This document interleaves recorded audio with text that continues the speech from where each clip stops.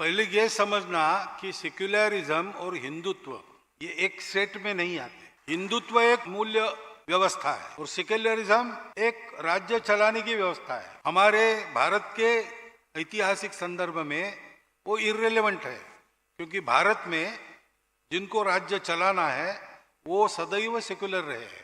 उन्होंने कभी किसी प्रजा में पंथ संप्रदायों के आधार पर या अन्य किसी बात के आधार पर भेदभाव नहीं किया। प्रजा राजाओं के लिए समान रही है। ऐसा यूरोप में नहीं था। तो वहां झगड़ा हो गया राजाओं का और धर्मगुरुओं का, किसकी सत्ता बड़ी। फिर एक समझौता हुआ कि राजा है या जो धर्माचार्य है वो परलोक की बात देखेंगे, मोक्ष, अध्यात्म, साधना वगैरह, और रोटी कपड़ा मकान वगैरह वगैरह राजा देखेगा।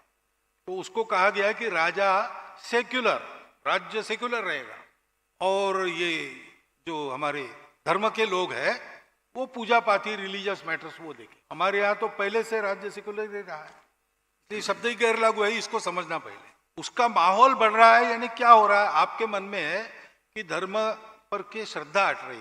धर्म पर श्रद्धा नहीं रखना है सेक्युलरिज्म नहीं है। दूसरी बात है धर्म को भी समझना, वो रिलीजन नहीं है। कोई आदमी मंदिर में नहीं जाता है इसलिए वो हिंदू नहीं है, ऐसा नहीं कह सकते, क्योंकि हिंदुओं में कणाद ऋषि हो गए, उनका कणवाद है, एटॉमिक थियरी का पूर्वज। कणाद वो मानते सांख्य थे, ईश्वर को नहीं मानते थे, तो कहते थे सब कणों का खेल है। अंत में मृत्यु से यहाँ पर उनके रिश्तेदारों ने कहा कि जीवन भर आपने भगवान का नाम नहीं लिया, कम से कम अब ले लीजिए, तर जाओगे। तो उन्होंने आंखें मूंद ली मरते समय और नाम लिया पीलवाहा पीलवाहा पीलवाहा, यानी कण, पीलवाहा कण, कण कण कण।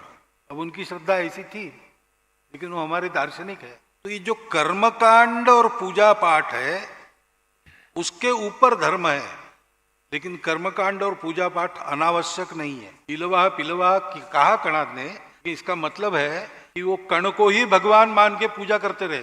मृत्युशैया पर भी उसी की भक्ति रखी उन्होंने, ये भी साधना है। तो कुछ ना कुछ श्रद्धा चाहिए और कुछ ना कुछ साधना जीवन में चाहिए। भगवान के पास ले जाने वाला संप्रदाय होता है, पंथ होता है, रिलीजन होता है, मजहब होता है। उसको धर्म पे प्रकाश में करने से वो भगवान के पास ले जाता है।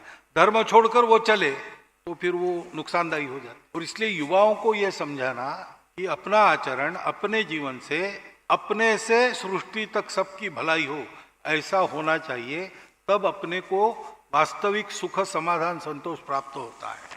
सेक्युलरिज्म यानी पंथ निरपेक्ष होना है। धर्म निरपेक्ष तो कोई होता नहीं, क्योंकि धर्म ऐसा तत्व है जो सब पर लागू